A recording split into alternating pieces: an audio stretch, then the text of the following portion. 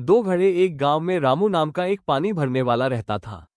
वो रोज नदी से दो बड़े घड़ों में पानी भरकर अपने मालिक के घर ले जाता था। उन दोनों घड़ों में से एक घड़ा बिल्कुल सही था, लेकिन दूसरा घड़ा थोड़ा टूटा हुआ क्रैक था। इसी वजह से जब भी रामू मालिक के घर पहुंचता, सही घड़ा पूरा भरा रहता, लेकिन टूटे घड़े से पानी रिसने के कारण उसमें केवल आधा पानी ही बचता था। घड़े का दुख सही घड़े को अपने ऊपर बहुत घमंड था कि वो पूरा काम करता है। दूसरी तरफ टूटा घड़ा इस बात से बहुत शर्मिंदा रहता था कि वह अपनी कमी की वजह से मालिक को पूरा पानी नहीं दे पाता। एक दिन उदास होकर टूटे घड़े ने रामू से कहा, मैं खुद पर बहुत शर्मिंदा हूं और आपसे माफी मांगना चाहता हूं। रामू ने मुस्कुराते हुए पूछा, पर क्यों? तुम किस बात से शर्मिंदा हो? घड़े ने कहा, मेरी इस दरार की वजह से रास्ते में पानी बह जाता है और आपकी मेहनत बेकार हो जाती है। आप घर तक सिर्फ आधा पानी ही पहुंचा पाते हैं। रामू की सीख। रामू को घड़े की बात सुनकर दया आ गई।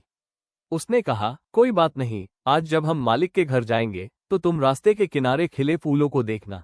जब वे रास्ते से जा रहे थे तो टूटे घड़े ने देखा कि रास्ते के एक तरफ बहुत ही सुंदर और रंग बिरंगे फूल खिले हुए थे। इससे उसका मन थोड़ा बहला, लेकिन घर पहुंचते ही फिर से आधा पानी गिर जाने के कारण वो उदास हो गया। रामू ने टूटे घड़े से कहा, क्या तुमने ध्यान दिया कि सुंदर फूल सिर्फ तुम्हारी तरफ वाले रास्ते पर ही खिले थे, सही घड़े की तरफ नहीं? ऐसा इसलिए क्योंकि मैं तुम्हारी कमी को जानता था और मैंने उसका फायदा उठाया।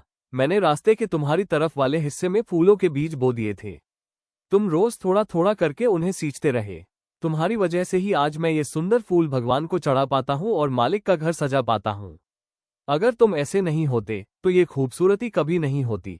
कहानी की सीख, मॉरल ऑफ द स्टोरी, हम सब में कोई न कोई कमी होती है। कोई भी परफेक्ट नहीं होता, लेकिन हमारी यही कमियां हमें दूसरों से अलग और अनोखा बनाती है। हमें अपनी या दूसरों की कमियों से निराश होने के बजाय उनके भीतर छिपी अच्छाई को पहचानना चाहिए और उसका सही इस्तेमाल करना चाहिए।